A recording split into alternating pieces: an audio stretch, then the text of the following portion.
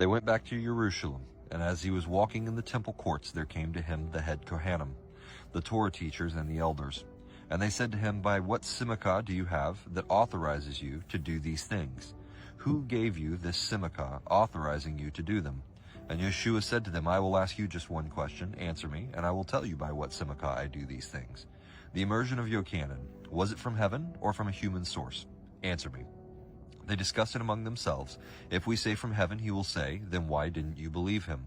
But if we say from a human source, they were afraid of the people, for they all regarded Yochanan as a genuine prophet.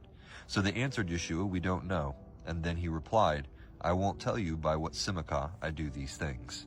Now, this word simcha is usually replaced in the Greek with the word exousia, which is basically the divine right. It's the concept of somebody ordaining or laying hands on a person and passing authority that was granted to them by God to the person who is being ordained to go out and perform a task. You could think of it like a sheriff deputizing somebody. So the concept is that the sheriff is authorized by the people to enforce the will of the people in the community. And so that's why he has a badge. It's the symbol that he's been authorized to tell someone you can or cannot do something on behalf of the people. Now, let's say that the sheriff reaches a point where he's unable to enforce the will of the people because there are too many people. And so he goes and he finds additional people and he deputizes them. And so what that means is that he's taking from the authority that was granted him by the people, and then he is authorizing additional agents to go out and say, you can now have the authority, the right to tell people that you can't do this or you can't do that. So if you live in that community and someone that you don't know shows up and they don't have a badge and they say, you can't do this or you can't do that, then your immediate question would be, I need you to produce some credentials. I need you to validate that you have the authority to tell us that we can't do what we're doing. Now, here's where the distinction between power and authority becomes important. If the person is big enough, they may have the power to force you to stop doing what you're doing. But if come to find out they were not authorized to stop you from doing what they were doing, then you can go to the authorities, to the sheriff, and say, this person overpowered us and forced us to stop, and he was not authorized to do that. So now I want you to use the authority and the power of the people to take that person and throw them into jail because they were acting in an unauthorized manner. Now, what we're seeing here is Jesus is running around town exercising power in a way that is contrary to what the Pharisees believe is in alignment with what was handed down to them by God. The Pharisees were the ones who were authorized to oversee Israel. And so you have Jesus over here exercising power, and their question then becomes, we recognize the power as it is similar to our power, but we don't recognize the authorization. We have a badge that we got from Moses, but we don't recognize your badge. Where did you get your authority from to do the things that you're doing around town? This is what we need to understand in the church. When we see someone who has power, right? And that power could be expressed in supernatural gifting. It could be expressed in the ability to speak. It could be expressed in the ability to get people to follow them. Lots of people have power, but what you have to understand is that power can be given to a person by Satan. It can also be given to a person by God. That's why the Pharisees didn't ask Jesus, where did you get this power? They didn't say, okay, did you get this power from Satan or from God? The question they had was on whose authority, who authorized you to use this power that you had? Because they understand that power could come from anywhere. Anyone who has the power to empower somebody can grant power, but only one person can grant authority, because it is from God that all authority flows. That's why it says that spiritual gifts are given to people by the Spirit, which is basically the authorized agent of Christ in the earth. So the Spirit is the one who grants spiritual gifts to people, not men. Why? Because Christ is the one who chooses who he's going to authorize to do things. That's why it also says that Christ is the one that is fitting everyone together in function within the body of Christ. Christ is the one that fits everyone together. And we have a lot of people who are authorized by human agents, and they mistake the authorization of human agents as the same as authorization from God.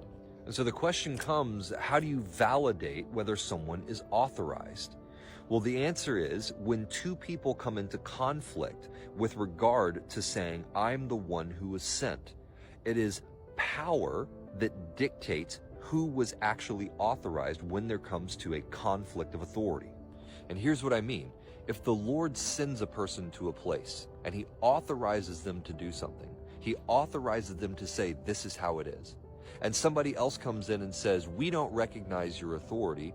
I'm saying it's this way. Well, in that moment, the person who has the superior demonstration of power is the one who is authorized. Why? Because God will never tell a person to do something without enforcing the thing that he said. His enforcement is the validation of the authorization. That's why the apostles were given power to support their message. That's why when Moses went to Egypt and he started to demonstrate God's power, and the magicians came and they also demonstrated that they had power. God's power surpassed their power. The snake, the staff that turned into a snake that Moses threw on the ground, ate the snakes of the magicians who threw their staffs on the ground. Why? Because when God authorizes a person to do a thing, he also gives them sufficient power to enforce the thing that they are authorized to do.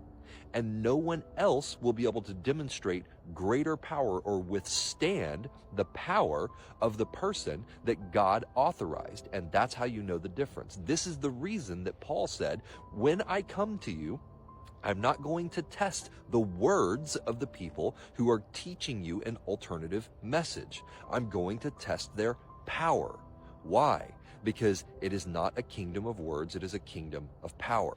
And if you want to see the evidence of this in operation, go look throughout the New Testament in Acts and in the church letters where people were being authorized or ordained to do things. One of the things that you'll notice is that in multiple instances, it talks about how the prophets recognized what the Spirit was calling a person to do. You see, as the body of Christ, it is not us who decides to authorize a person. It is us who recognizes who the Lord is authorizing. And then, usually by prophetic or the leading of the Spirit, the elders recognize that person as being authorized within the community.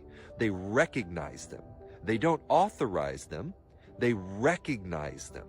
And so the ordination from the elders is not that the elders are granting their authority. It is that the elders are recognizing that God's authority has been granted to this person. And so they are then recognizing and embracing that authority into their community. This is why we say that Jesus is the head of the Messianic community. He is the one who has the right to authorize people in his community. It's always been his church. It's not our church. We are part of his church. And so when authority is being distributed in the church, we can empower people within the community to do things and to do tasks. But it is only Christ who has the right to authorize people within his own community. And our responsibility as the leaders in that community are to recognize when Christ is authorizing a person, and then we acknowledge that authority in the community. And that's the way that that process works in the raising up of leadership in the church. We have to make a distinction between people being empowered to do things and people being authorized by Christ. I can authorize a person to perform a function in my building. I can authorize the janitor to be able to access certain places in the building because I have responsibility for a building. But only Christ can authorize me to have authority within his body, to tell other people that this is not okay and this is okay. Only Christ can authorize a person to do that in his own body. This is why it is imperative that we all know how to walk by the Spirit, that we all have deep sensitivity to the Spirit, because it is by the Spirit that we are able to recognize who Christ is authorizing and when he is ready for them to take possession of the office within his body. Shh.